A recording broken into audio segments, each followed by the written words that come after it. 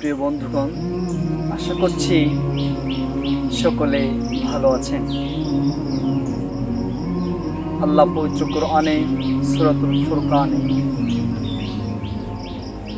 63 নম্বর আয়াতে আল্লাহ বলছেন, وعباد الرحمن الذين يمشون على الأرض هونا وإذا خاطبهم الجاهلون قالوا سلاما।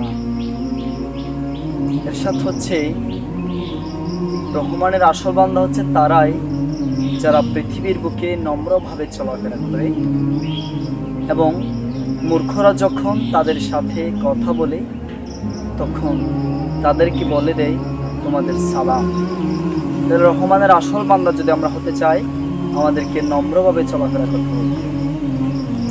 আমাদেরকে পৃথিবীতে এমনভাবে চলাফেরা করতে হবে যেন কোনো মানুষ বুঝতে পারে যে আমি একজন সাধারণ মানুষ।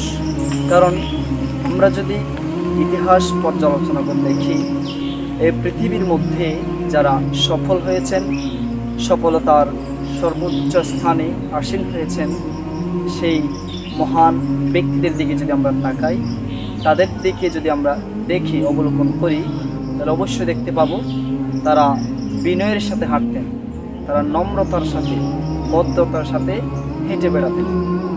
যেমন সুস্থ সংস্কৃতির নান্দনিক বিকাশ ও নৈতিকতা সমৃদ্ধ সমাজ গঠনের অতন্ত্র প্রহরী কবি নজরুল রহমান মল্লিক, ওনাকে আমরা ভিডিওর মধ্যে অনেকে দেখেছি।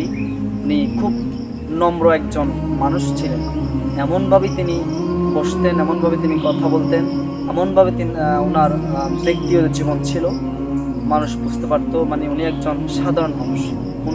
কোনো ধরনের অহংকার, কোনো ধরনের দাম্ভিকতা, কোনো ধরনের খারাপ মনোভাব তার ভেতর ছিল না। একজন নমনীয় ব্যক্তি হিসাবে তিনি সমাজে, দেশে পরিচিতি লাভ করেছিলেন। তো আমরা এখন ওনার সাহিত্যকর্ম পড়ে দেখছি, অনেক বড় মাপের একজন মানুষ ছিলেন।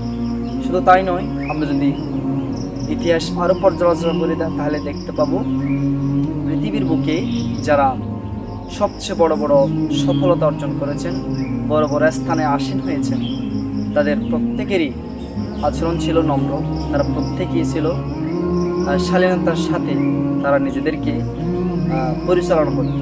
আমরা যদি সফলতার সর্বোচ্চ স্থানে, সফলতার ধার প্রান্তে পৌঁছাতে চাই, আমাদেরকে নরম স্বভাবের মানুষ হতে হবে, কোমল হতে হবে, ভদ্রতার সাথে আচরণ করতে হবে, মানুষের সাথে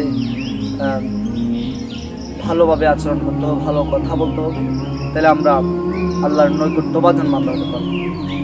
এরপর হচ্ছে, যখন আমাদেরকে কোনো মূর্খ আমাদের সাথে তর্ক করতে চাইবে, তখন আমরা সে মূর্খের কথায় আমরা নিজেদের আত্মসম্মানকে বিলিয়ে দেব না।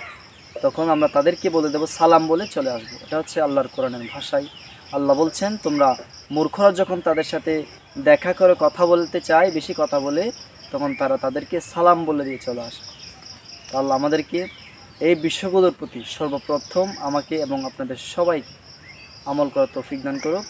আসসালামু আলাইকুম ওয়া রাহমাতুল্লাহ।